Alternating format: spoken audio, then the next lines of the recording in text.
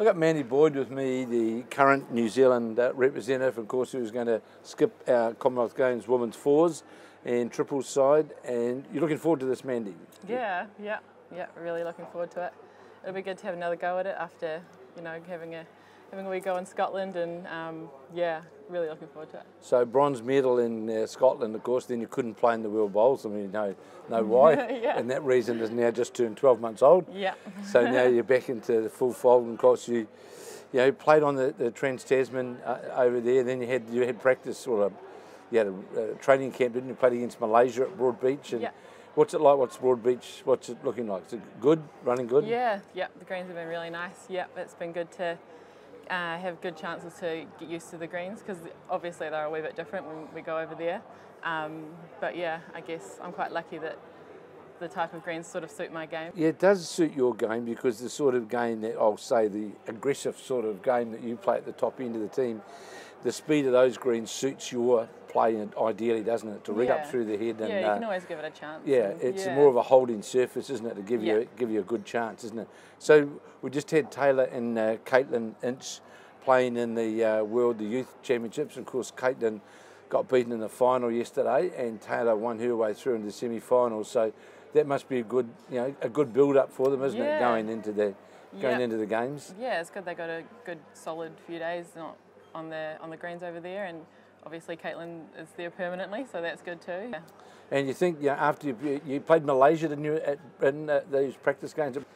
They just keep practicing, don't they? Yeah. They've been over there a wee while now, so they've had a wee bit longer on those greens. Yeah, we had some good games against them, and we came away with a few wins. So yeah, it was good. Talking to Peter Bellis this morning, the spirit of the team's good, isn't it? It's everyone seems to be on song and looking forward to it. And I suppose it's always good when it's close to home for family, supporters, and all sorts of reasons, isn't it? Yeah.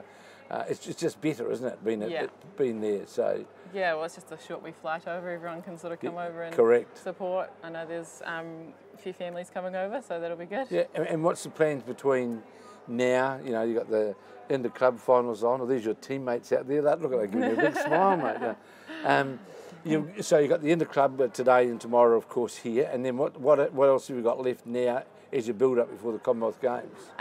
So obviously just your normal training, and then we have just the inter-centre just before we leave, and then we have about a week or week and a half on the greens before we start the Com Games over there. So yeah. So I suppose we can always say this, that we know, medals. Medals is the goal.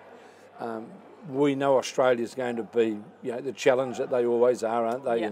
But of course there's the other, there's England and Scotland, and I see Scotland interesting. They've got Kay Moran playing in the Scottish side, of course, who lives in Australia now, isn't it? So they've sort of gone outside the normal and brought in some outside players. And so who do you think the main competition will be? Well, obviously Australia always do well on their own greens, and they're always, in the ballpark. And I think there's going to be a lot of tough teams, as you said, England, Scotland, South Africa. You can't really take anyone. And it's the format where you play less games in the Com Games as well. Yes, you do. As compared to the World Bowl. So you've really got to be onto it right from the get-go. So I suppose the difference in the Commonwealth Games and the World Bowls, and this is just the way it is, that in the World Bowls you can have a couple of games where it doesn't quite go right, isn't it? But the way the Commonwealth Games is played, you don't have that same latitude, do you? You've got to be, right on it. And it's fair to say that the top teams that were at the World Championships are virtually all here at the Commonwealth Games as well, aren't they? Yeah, that's right. Yeah. And also, of course, this year at the Commonwealth Games, you'll be playing at night, won't you? There's night sessions at Broadbeach that you'll be playing at. So when you're over there, when you played against Malaysia, did you hit practice as well with night games? So we pretty much ran our days how they'll be at the Commonwealth Games, so that we can all get used to that in terms of pre-game preparation and just the different times of the day, how the green reacts, learning about that. So we had some night games, which was really beneficial. We learnt a lot about what we're going to get you know, at that because time of the day. there's no doubt about it that the green over there will run differently at night than what it will in the middle of the day, won't it? Yeah. There's no doubt about that. It'll be different altogether.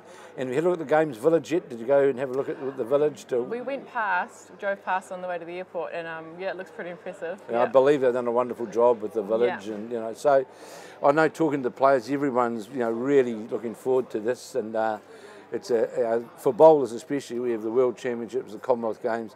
Those are the two big ones, aren't they? Yeah. And so this is the one. This is the big one, really, isn't it? And of course, from a not the players like to talk about it and shouldn't have to talk about it, but it's also Bowl New Zealand funding results are all pretty. It's very important, isn't it? Yeah, it is important. Yeah. And especially because we've got the World Bowls in 2020. That's also at Broadbeach. Yeah. So it's fair to say we're looking for a good games, aren't we? Yeah. Yeah. And hey, look, no one knows now what's going to happen, but you feel you're confident that we can that we can win medals. Yeah. Yep. I'm confident that we can. I think we've had a good lead up. We've had some good results in the tournaments that we've played the other countries. We've always been pretty close, and getting a few wins on the board. And I think we can go on with confidence. Obviously, we know we're going to be playing tough teams in that, but I think we're all ready for it. Yeah.